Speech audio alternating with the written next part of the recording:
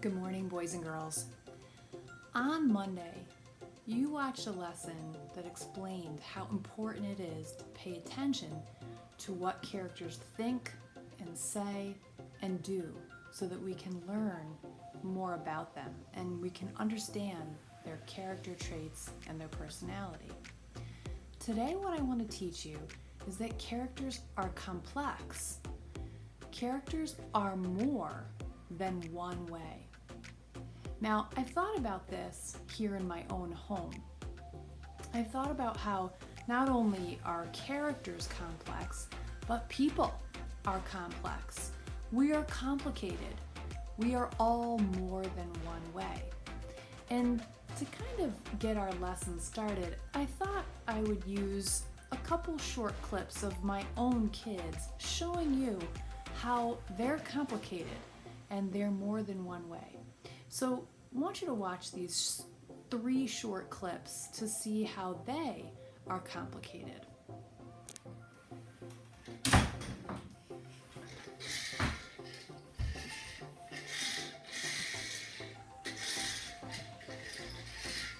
Alex, stop playing. Mom told you to go clean your room a long time ago. Come on.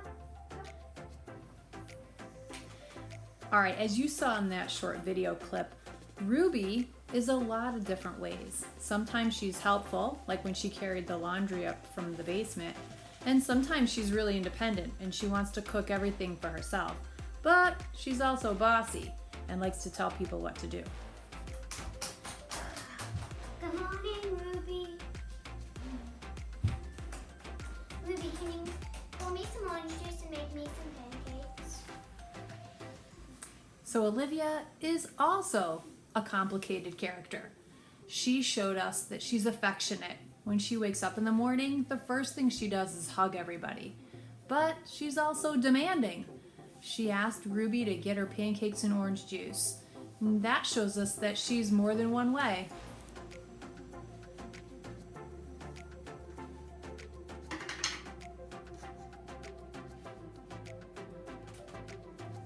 I messed up. I'll have to start over now. As you saw in that last clip, Gabby is very creative. She loves to draw, she loves to paint, she loves to bake, she loves to make things, but she's also a perfectionist. So she's more than one way. You may be beginning to think, how am I more than one way? How are my family members more than one way? How are they complex?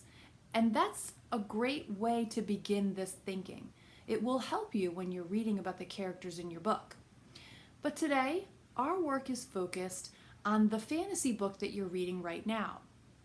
Now, I've chosen an example to show you from, again, Harry Potter Book 1. And the character we're going to focus on today is Hagrid.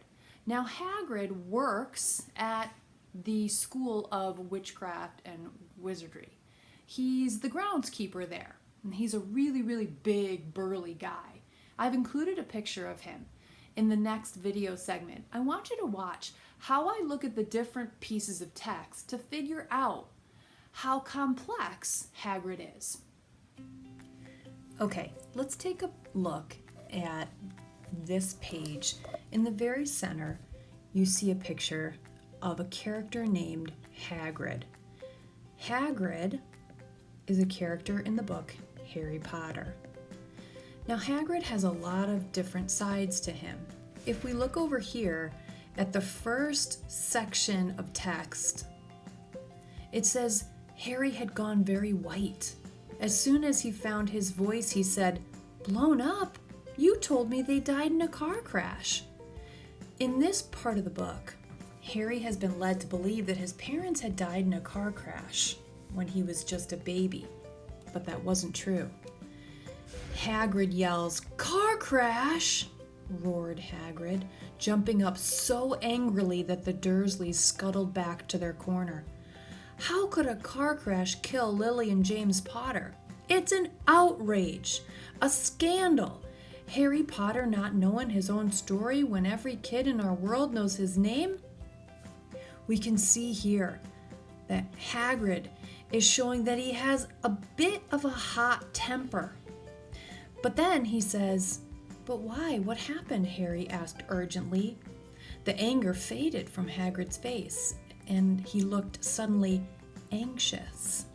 Now he's showing us that he can change very quickly from being hot-tempered to feeling anxious. Now over here on the right-hand side, this is a different excerpt.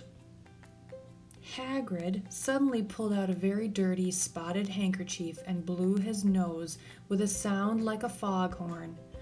"Sorry," he said, "but it's that sad. Knew your mom and dad, nicer people you couldn't find anyway. You know who killed him. And then, and this is the real mystery of the thing, he tried to kill you too. Wanted to make a clean job of it, I suppose." Now here, we see that Hagrid pulls out this handkerchief and he blows his nose because he's starting to get upset and emotional. And here we see a different side of Hagrid. We see that Hagrid is sensitive. And lastly, in the bottom right-hand corner, he's starting to talk about what happened to Harry. And he names Voldemort. And Voldemort is the evil character who killed Harry's parents. And he says, "Nah, I can't spell it all right. Voldemort." Hagrid shuddered. "Don't make me say it again." And here, because he's shuddering, and he doesn't even want to say his name again, we see that Hagrid is a little fearful. So Hagrid is a lot of different ways. He's hot-tempered and anxious. He's sensitive. When he talks about Harry's parents, he gets really emotional.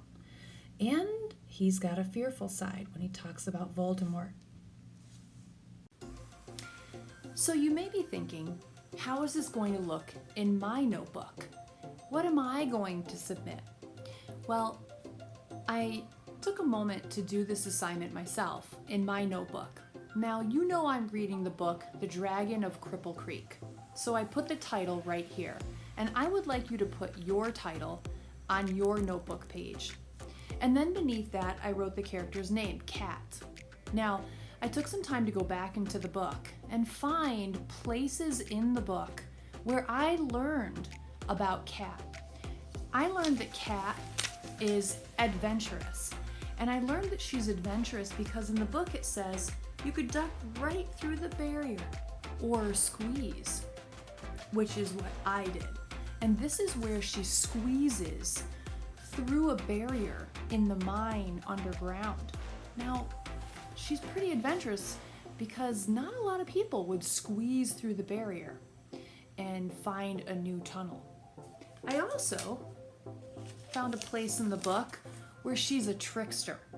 And she's a trickster because she smiled to herself and realized that the little kid she was playing dice with wasn't catching on to her trick. And I think that's being a trickster. But she's even more than just adventurous and a trickster. She's also curious.